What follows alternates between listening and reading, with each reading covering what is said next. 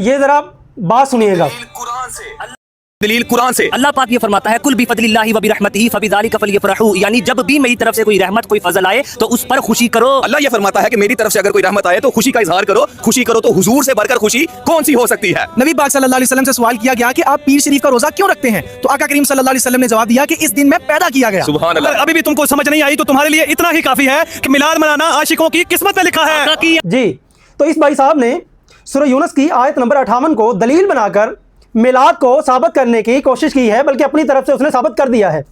इस साहिब अकल इंसान को इस चीज़ का पता ही नहीं है कि जो मैं आयत पढ़ रहा हूँ उस आयत का तर्जुमा, इसका मफ़हूम, इसका सियाक़ो सबाक़ और इसका शान नज़ूल क्या है। आयत कुछ यूँ है, कुल बिफ़ज़लिल्लाह व बिरहमतिही फ़बिज़ालिका फ़लयफ़रहू हुवा ख़ैरुम मिम्मा यजमऊन। अल्लाह के हबीब, अल्लाह के रसूल अपनी उम्मत को, सहाबा इकराम को ये बताइए कि ये जो कुरान मजीद की आयत है, कुल बिफ़ज़लिल्लाह व बिरहमतिही, अल्लाह ताला का जो फजल है, जो उसकी रहमत है, फ़बिज़ालिका फ़लयफ़रहू, ये तुम्हारे लिए खुशी का सबब है। यानी इससे मुराद कुरान मजीद लिया जाता है कि ये जो कुरान ये किताब की शक्ल में आपके पास आया है, आप इसको पढ़ते हैं, इस पर अमल करते हैं, ये आपके लिए खुशी का बायस है, इससे आप खुशी मनाएं। हुवा ख़ैरुम मिम्मा यजमऊन, ये सारी उन चीज़ों से जहाँ दर्जे बेहतर है जो ये लोग जमा करते हैं। इस आयत से इस साहब ने मिलाद को दलील बनाया और फिर इसने सही मुस्लिम की 1162 नंबर आयत का जिक्र किया कि जिस तरह जब नबी सल्लल्लाहु अलैहि वसल्लम की पैदाइश हुई और नबी सल्लल्लाहु अलैहि वसल्लम अपनी पैदाइश यानी सोमवार को पैदाइश की खुशी में रोज़ा रखते थे, तो बिल्कुल सच्ची बात है, फिर आप रोज़ा रखें ना। आप ये महफिलें, मिलादें, लंगर खाने और तरह तरह की ये हरकतें क्यों करते हैं? रोज़ा रखें। और इस हदीस को भी आपने गलत डिफाइन किया है, ये खाली रोज़े की नहीं है।